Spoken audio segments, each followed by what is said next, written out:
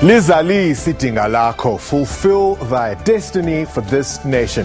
A founding anthem for an Africanized Christianity, becoming a prayer against oppression, against injustice, against apartheid. Religion played an undeniable role in helping us attain political freedom, but is it still transforming society today? Let's get started.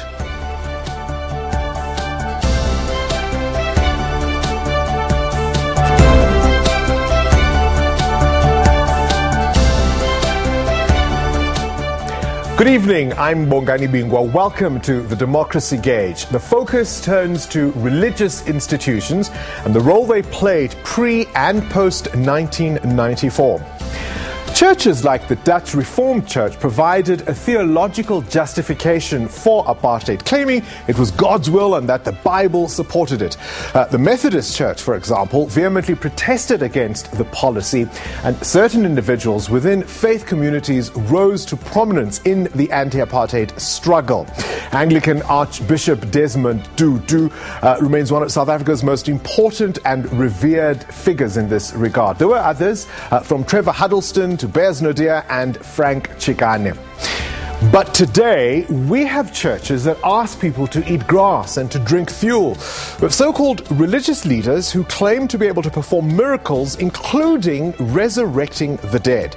So, 25 years into our democracy, are institutions of faith still playing a relevant role in building our nation? And that's why we're asking the poll question this evening. Do you believe that religious institutions are playing a role in nation building and social cohesion? You can choose from our three colors. Green is for yes, yellow is for maybe, and of course red is for no. So that's our question this evening. We go now to our Pretoria base, just outside the Union Buildings, where our reporter Sipho Stirman is really going to be getting word from the street. Sipho, very good evening to you. I mean, this is a very it's a topic that really most people feel they have a stake in, is it not? Well, a very good evening to you and our viewers at home. Indeed, it is a very controversial topic that can be divisive in many ways. As you mentioned, the religious institutions have been making the wrong headlines in recent times. I mean, we talk about pastors that claim to resurrect people from the dead. We have the Omotoso trial in PE there. Of course, sex scandals. Churches, or rather religious institutions, are now being seen, as a quick money-making scheme that benefits from certain tax incentives. So certainly, they have been causing a lot of controversy in recent times in the country. But to just dive into this conversation a bit more, let me bring to the conversation here my guest, Mr. Neo Chaka, who's a general manager from the Moral Regeneration Movement. Thank you, sir, very much. We're talking religious institutions, and that's part of the people you deal with, and their, contribution to a democratic South Africa. Yes, thank you very much, and good evening to you all. As the Moral Regeneration Movement, we work very closely with religious institutions because we believe that they have a huge role to play in our communities and in our country as a whole. And you say a huge role. What role is this, 25 years into democracy? Explain this to us a bit. When we're looking at the topic that we're looking at today, which is that of elections and the upcoming general elections, religious institutions are the one who should be at the forefront of calling for tolerance, of calling for discipline, of calling for integrity, to say to all of us as a country that we need to ensure that as we go through or we go into elections, we maintain ethics, we maintain values. That is why, as the Moral Regeneration Movement, we came with the Charter of Election Ethics, because we said that we need to go through elections having maintained our ethics and our values. You say we need to go to religious institutions for tolerance, but often if you speak to people of different sexual orientation, for example, they'll tell you that churches are not tolerant of that. That is why, as the Moral Regeneration Movement, as when we work closely with religious institutions, but we believe that for us to work towards having a country that has a high moral fiber, it needs to be a concerted effort from each and every citizen in this country. All right, thank you very much. Now let me bring here Dr. Matole Motsecha from the Kara Heritage Institute in that capacity, of course. If you can also just come here, just also your take on this subject about the role of religious institutions in democratic South Africa. We call them faith-based organizations. They have a great role to play in restoring the morality of the nation. But I think we must accept that for 25 years into our democracy, we have not achieved through them what we aspired to achieve. And that's why we welcome the initiative by the President of the Republic, Cyril Ramaphosa, to launch the social movement for renewal. Okay. All right. We have some time difficulties, but of course we'll come back and talk to you further on that. There we have it, Bongani. They telling us that of course some successes have been attained, but the religious institutions are no perfect organizations, and we need to come all together, but each and everyone has a role to play. All right, thank you, Sipho. We'll leave it there. What is your opinion? Do you think that religious institutions, faith-based organizations are, for example, just a money-making scheme, or do you think they've got a real positive role to play in our society? Well, we'll take our discussion further. We're joined now by Bishop Malusi Mpumlwana of the South African Council of Churches. He's in our Pretoria studios. Bishop, a very good evening to you. Welcome to the Democracy Gauge. We're starting our conversation this evening really looking at the role that churches played, particularly in the struggle against apartheid.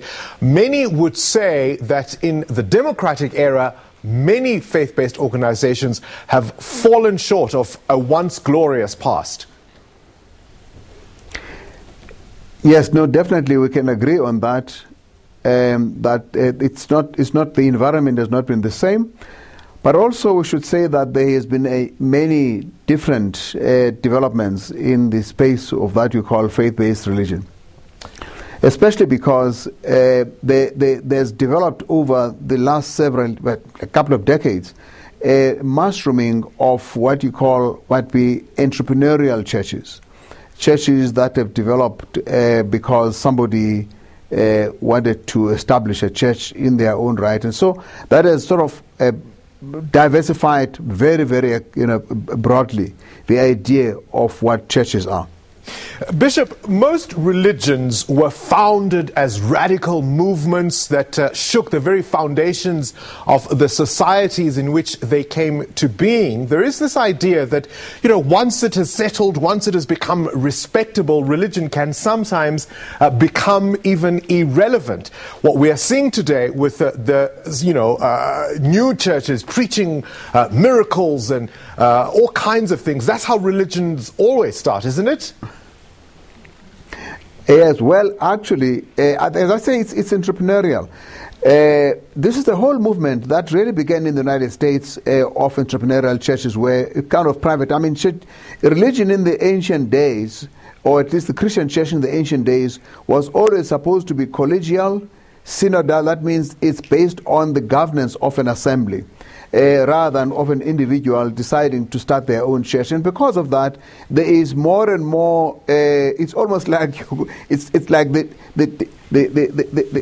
phenomenon of the Uber in terms of the transport system, where somebody actually can start their own business and get it going. That's really where it is, and that's why it is difficult to assume that every church or every religious leader is going to promote what is expected in terms of the norm. But how do you begin to police faith? I mean, that's what churches are about. They require adherents, they require followers to believe whatever the message they preach. How do you police people's faith? You don't. You don't, actually. That's exactly why it flourishes. Faith is faith, and people follow what they want to follow. But I think that there is more to be said about the space of religious organization, or even the church in society.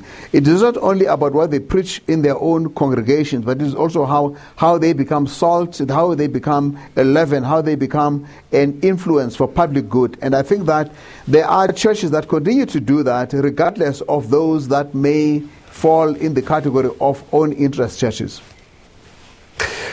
Bishop, Times are hard. We know that many South Africans are desperate. Economic circumstances have forced them to situations where they will believe these peddlers of, wealth as far as the church is concerned.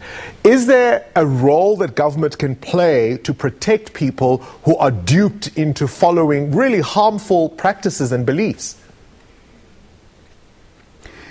Well, the government has actually attempted to do that through the Civil Rights Commission in their investigation of what they call the commercialization of religion. And they made some recommendations which the churches and religious organizations are busy, grappling with. There has been a meeting in February that is going to be followed up with another one later this year, where these suggestions are being discussed by churches across the country, and that's the plan.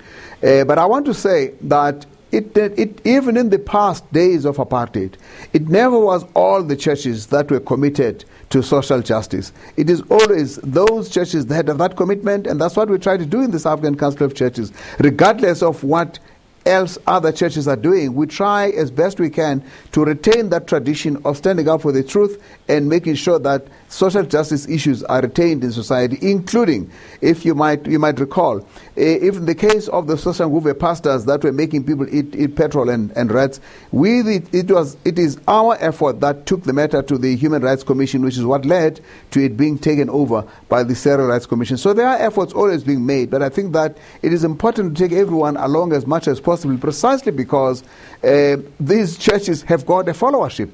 And if you have seen in the case of the Omotoso case trial, where his own supporters have been there defending what everybody thinks is totally out of order. And I think that I have never seen, almost everybody has got their supporters, regardless of whether we consider it to be bad or not. Bishop, isn't it the failure of traditional churches, though, to provide a message that resonates with people that has allowed these churches to flourish? Many people would simply say the traditional churches are boring, they're not exciting, they're not relevant to what they need today. That's why these faith pastors are so attractive. That might be true, but I think there's more to it than that. The fact is that South Africans generally are because of the conditions of life, people are looking for quick solutions to everything. It does not have to be churches. They'll go to a Sangoma. I don't know if there are communities that are as committed to a quest for miraculous solutions as there are in this country. It's a Sangoma today, it is a quick fix pastor the next day, or prophet. This is happening not because only because of the failure of the traditional churches, which might be the case, but also because there is a much greater commitment on our people to find solutions as quickly as they can from anywhere. And we think that government, not only government, but also the issue of poverty in our society must be dealt with effectively. And that is why our national convention process has dealt with the healing and reconciliation of the woundedness of society, but also the question of economic transformation in a way that ensures that people can make a living. Bishop Mpumlwana will have to leave it there. Thank you very much for your contribution to the Democracy Gauge. All right, then, a reminder of our poll question this evening. Do you believe that religious institutions are playing a role in nation building and social cohesion? Choose from our three colors: green for yes, yellow for maybe, red for no. When we return from the break, it'll be time for The People's View.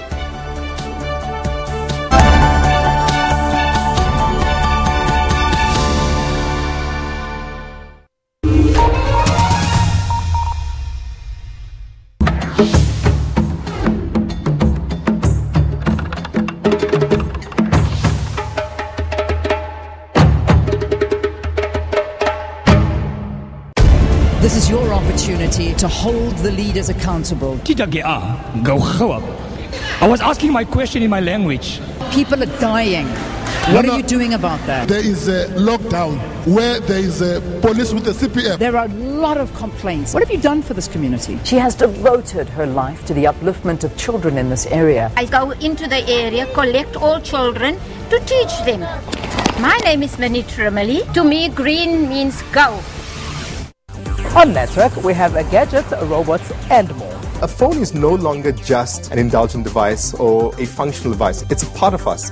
What if 20 years from now, robots walk the streets alongside humans, doing many of the same jobs that you and I do today? We find out what you mostly use your laptops for. Is it gaming or good old writing? Education in the end must prepare young people for the workplace that is being rapidly transformed by technological change. A new security system, Memeza, is adding a new dimension of safety, with some elderly people saying they feel much safer. I think a big thing for people is they're just not aware of electric vehicles. They might not realize they're probably a lot easier to incorporate into their driving needs. There's technology and social media news on Network every Saturday at 8:30 p.m. and every Sunday at 5:30 p.m. The Zimbabwean government says it's now planning to give compensation to white farmers who were forced off the land they occupied by the government of Robert Mugabe. For reasons of political expedience, this attempt is driven by opportunism and is bound to further deepen the political and economic crisis in Zimbabwe. A small group of people chanted Makashule's name at the launch in Sandton City. They allegedly ripped apart some copies of the book and threw the pages around. Clearly that book wants to divide South Africans. We wanted to make it very clear that we stand by this book and we stand by Peter Louis Myburgh as an outstanding author. Today, it's one of the greatest days at Manamani Primary School. We are very much happy. You can see all the learners here. Today, they are so much happy to receive this toilet today.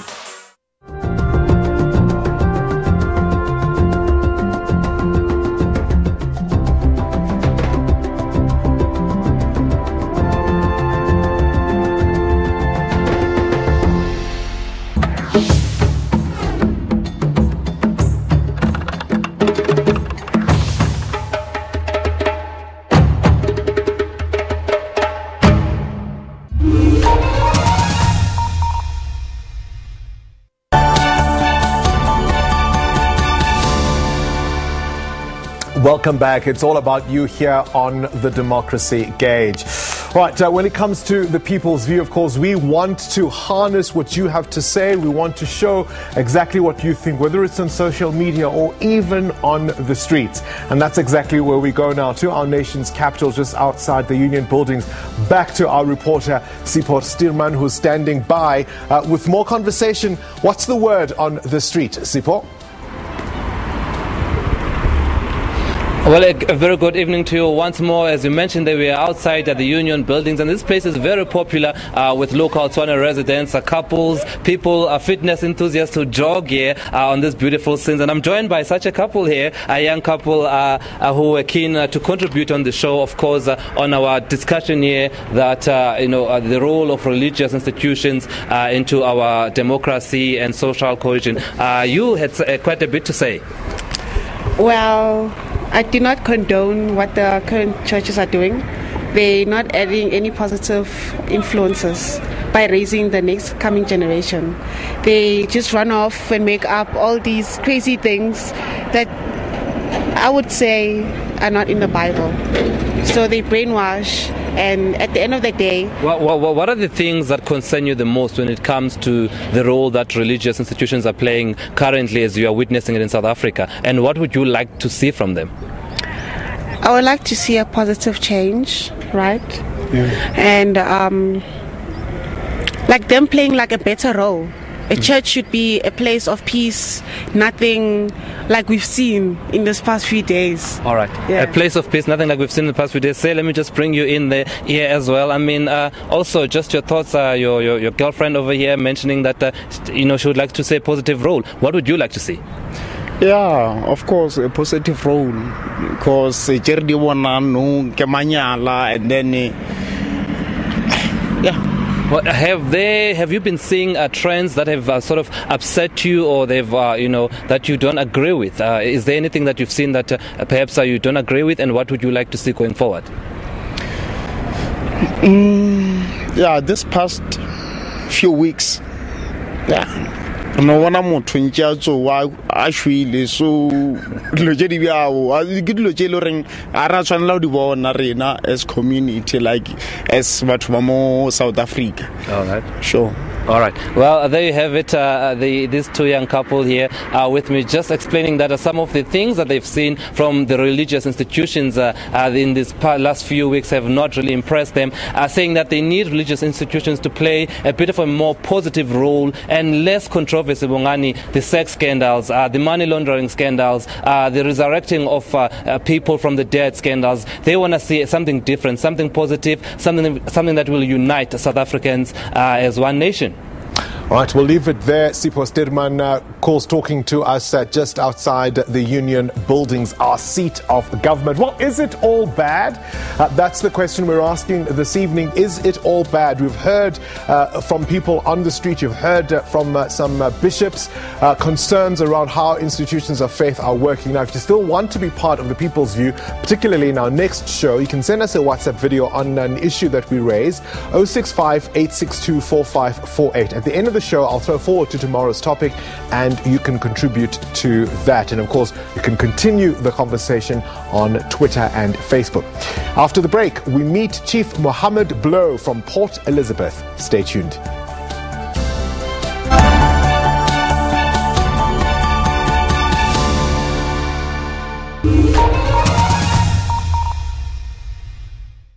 While painting the nursery and worrying about childcare, Lauren has an epiphany. Medical Aid offers a maternity benefit and 24/7 baby line to talk her through those new parent panic moments. Bring on that mini-me! That's real medical aid. Exciting, isn't it? We're explorers. We always have been. Endlessly curious. Always looking for answers. For new frontiers. For new stories. Because that is who we are. From script to screen, from yelling action to taking you on a journey. Radio producers, script writers, on-air presenters, news reporters, sports analysts. We spend late nights creating captivating storylines and earlier mornings keeping you informed, educated, and entertained. For us, it's not a job. It's a calling. We do this and more because you do your part. SABC TV licenses, made possible by you.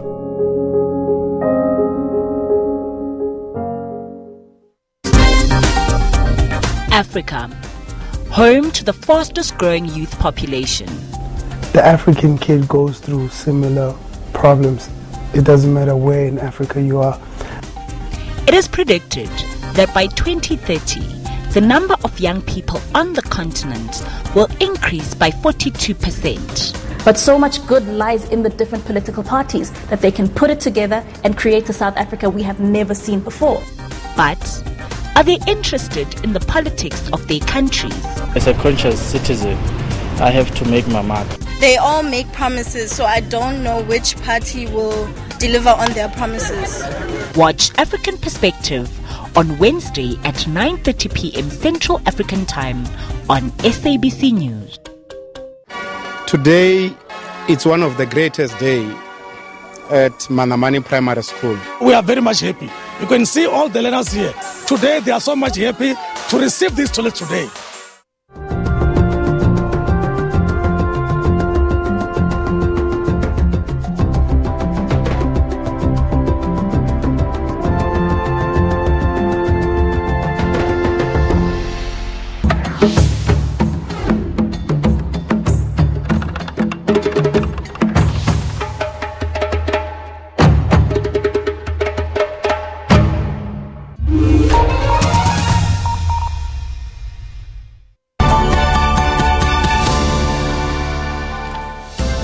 Welcome back. Well, through the Democracy Gauge, we've crisscrossed the country to get the views of South Africans from all over South Africa. And today we're in the windy city of Port Elizabeth.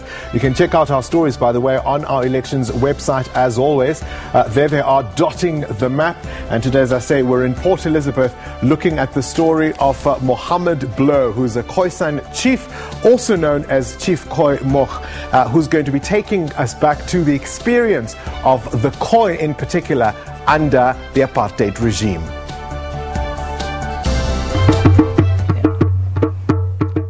My name is Chief Mohammed Blow from the Khoisan. I am from the San under the leadership of Chief Gert Steenkamp.